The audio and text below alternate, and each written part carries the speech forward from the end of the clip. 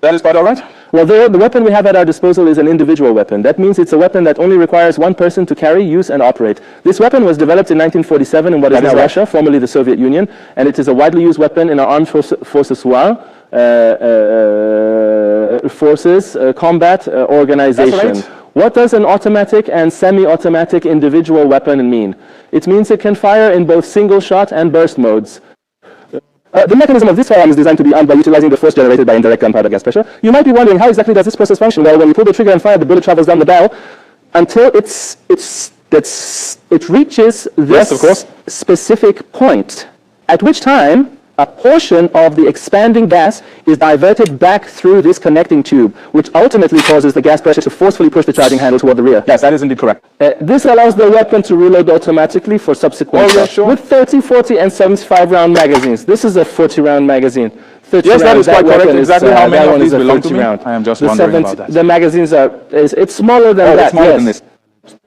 10 rounds fewer than this, actually more. Right. And there are also magazines that hold 75 rounds. They are round and circular in shape, and they attach to the weapon from underneath.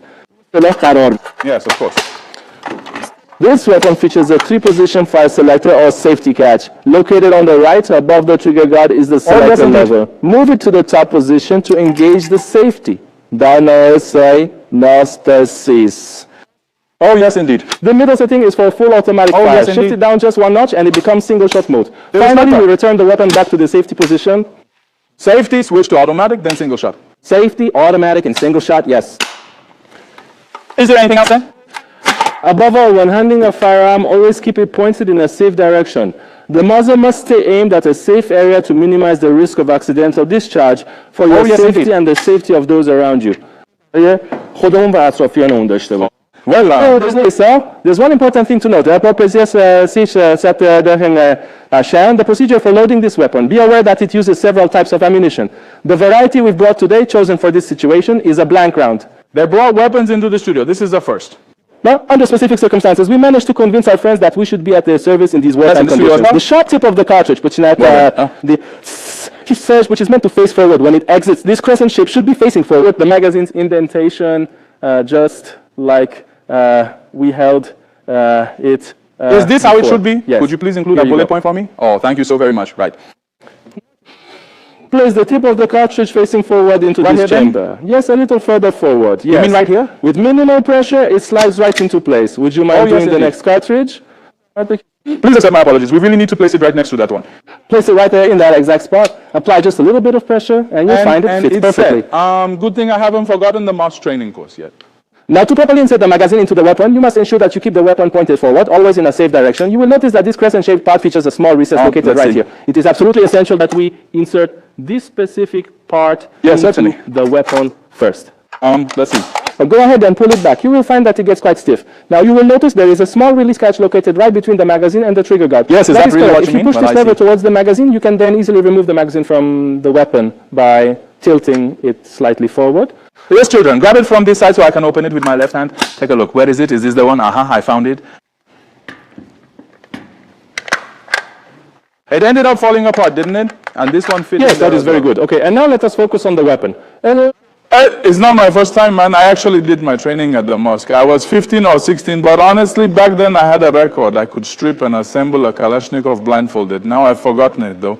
Well, now if we have time, we can also cover the assembly and disassembly of the weapon, very briefly and concisely.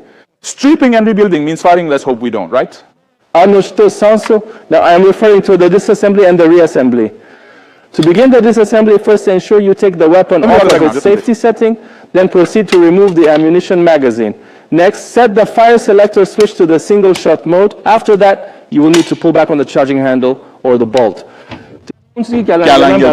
Bolt. His name is actually entirely Turkish as well. Yes, actually this isn't the bolt, this is the charging handle. We pull it down, release it, and pull the trigger. When pulling the trigger, we make sure the weapon is empty. We can disassemble and reassemble the weapon. However, I'd like to ask that I handle this from now on. Then all right. So we score, through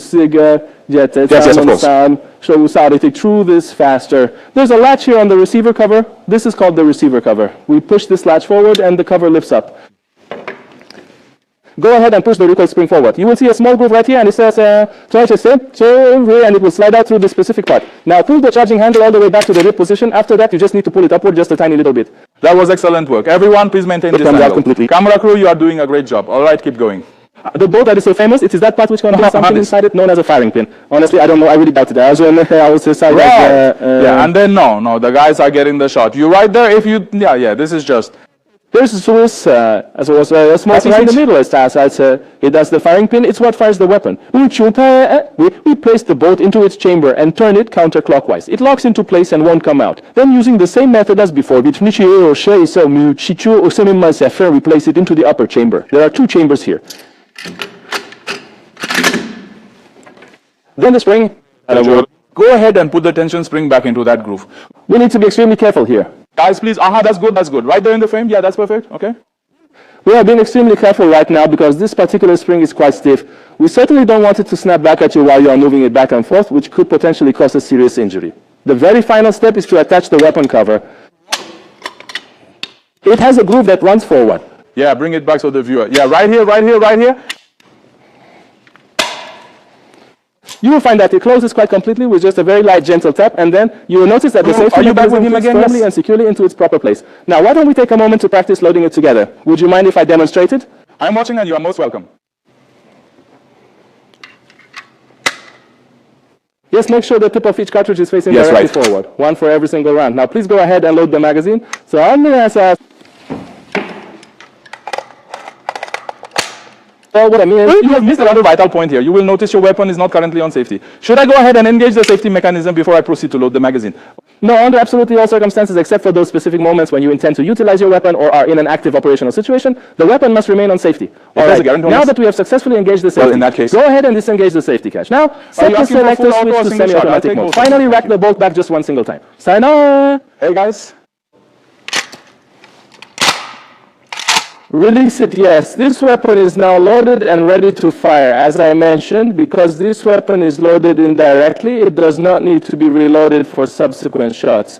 That is right. Pull the bolt back one more time. I would ask the camera crew to get a close-up of this. Yeah, they are actually asking us to please go ahead and pick up that package. Did you manage to get it? The bullet fell down. The cartridge has fallen out, so there is no need for another round to be fired. Go ahead and pull the trigger right now. We do not have any ammunition left at all. Do you happen to have one single bullet? Are you entirely certain about that? Yeah, I did. So should I really go ahead and try it? What should I do? You know that's right. Well, I suppose so. Say it, our sound guy. What is the microphone's asset number? No, it is not that loud. It wasn't like this before. It wasn't nearly that loud. The point here is that the host followed the safety protocol by keeping the weapon pointed in the safe direction. Even if they were sure the weapon was empty, or even if they weren't, it must always be pointed in the safe direction. I have to agree with you there. It really does. If there's anything else, I'm at your service. That was great, Coach. I learned a lot. I hope that in the coming nights, with you or the other respected coaches, we'll be able to... I am very happy to help. Please do take good care. Let us learn more about this. It is a request from our viewers, and we will try to cover it with them over the next 7 to 10 minutes. We remain entirely at your service, my dear viewers. I would like to take a moment to reiterate that special booths have been set up throughout the city's main squares for this very purpose. You are more than welcome to visit us in person and receive training.